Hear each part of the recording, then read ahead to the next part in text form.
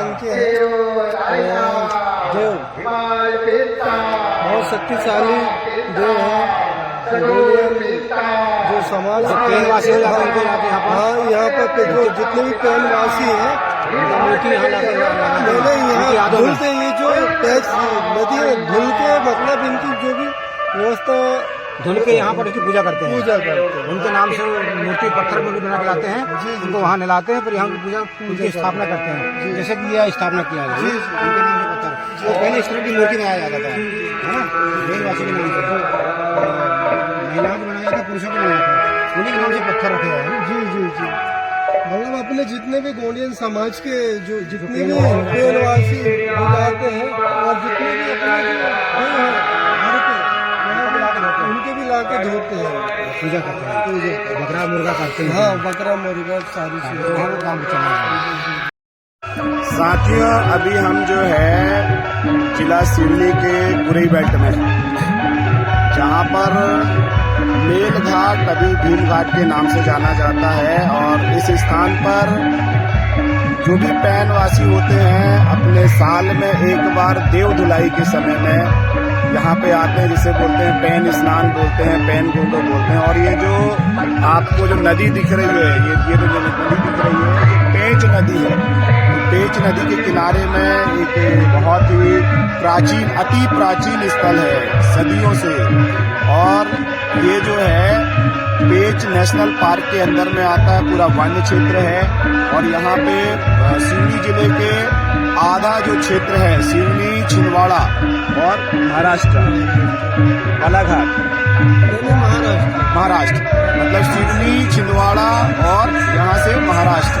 तो महाराष्ट्र का ये जो नागपुर क्षेत्र है, वहाँ के सारे जो पेन्स है वो आते हैं। और यहाँ पे जो आपने अभी मैंने दिखाया था थोड़ी देर पहले कि यहाँ पे जो शिला रखी हुई है, ये जो शिलाएं हैं, ये सब उनके प्रतीक हैं।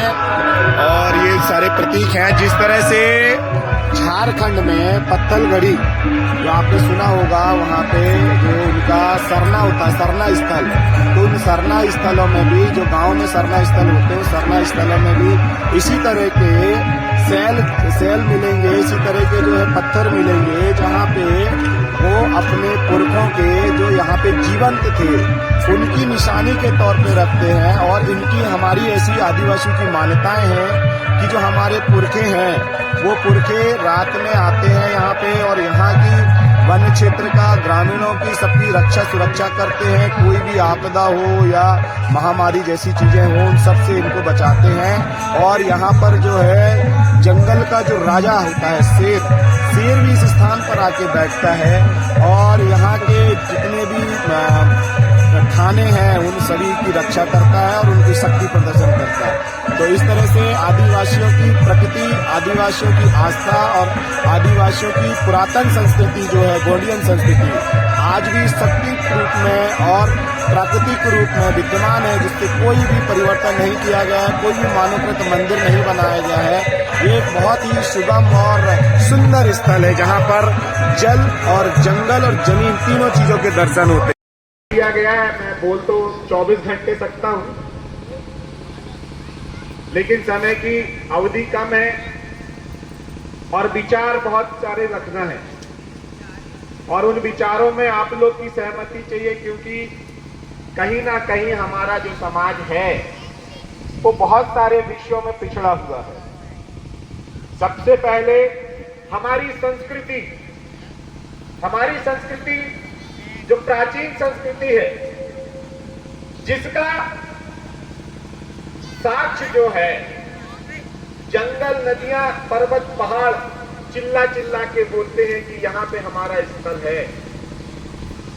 और उन्हीं स्थानों से हमारे तमाम जो गोंडियन समुदाय है, आदिवासी समुदाय है, जो विभिन्न वर्गों में, विभिन्न जातियों में बटा हुआ है,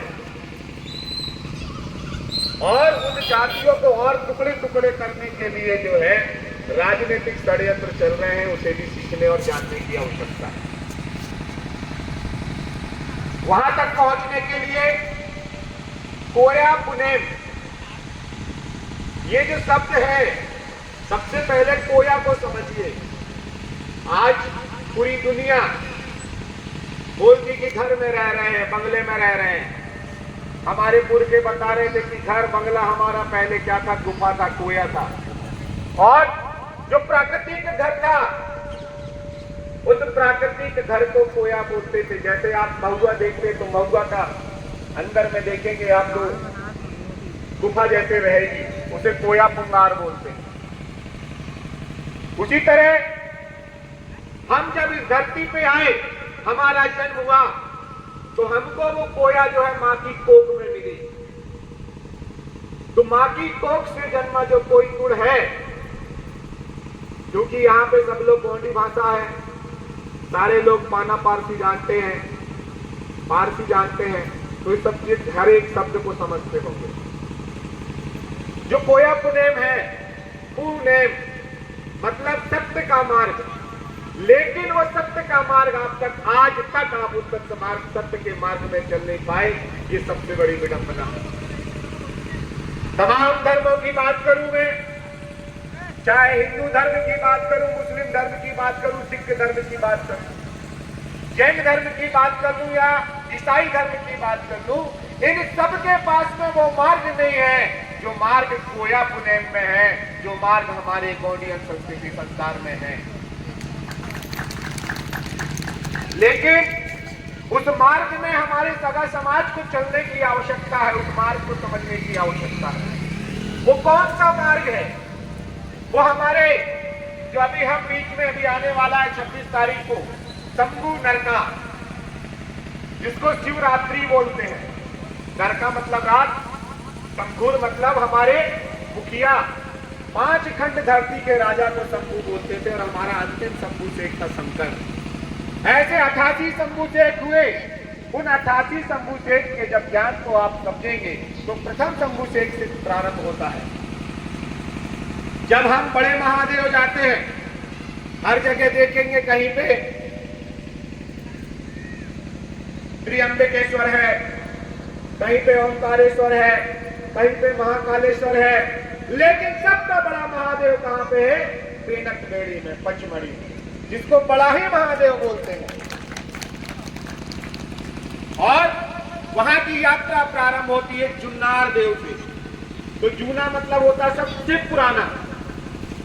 जब हमारी संस्कृति सभ्यता का प्रारंभ हो रहा था, तब वहां पर प्रथम शंभू से कोसोडुम का स्थान है जुन्नार देव में, वहां से यात्रा हमारी प्रारंभ होती है।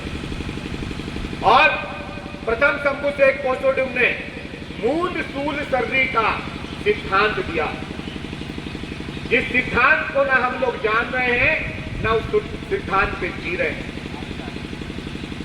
और उस सिद्धांत पे जीने के लिए हमारी गौंडियन संस्कृति सभ्यता गांव-गांव में अब जब जाएंगे तो वहां पे खेरो कूद की व्यवस्था आप देखेंगे। और वो खेरो कूद की व्यवस्था को जानना ही हमारी गौंडियन संस्कृति सभ्यता है। और उस गौंडियन सभ्यता को जानने के लिए हमको कहां जाना पड़ेगा? कोया पुनेम में। और जब कोया पुनेम में जाओगे तो 3 चीज आती है, वो है मूल सूल सर्री त्रिगुण सूत्री मार्ग। पहला मानसिक पटल, आज इतना बड़ा मंच बना, हमारे टेकाम जी, हमारी सावित्री भाई मनमोले जी, हमारे तमाम कार्यकर्ता लोग अपने घूम घूम के आपके बीच में जो है वातावरण निर्मित किए कि यहाँ पर जो है कोया पुनेम का कार्यक्रम है। और वो कोया पुनेम का कार्यक्रम संगीतमय है, मतलब रेला पाठा के साथ में। तो हमारे जो 12 तरह के गौंड होते हैं, उन 12 तरह के गौंडों की व्यवस्था, 12 तरह के महंगियों की व्यवस्था आपको कोया पुनेम के माध्यम से जानकारी मिलेगी।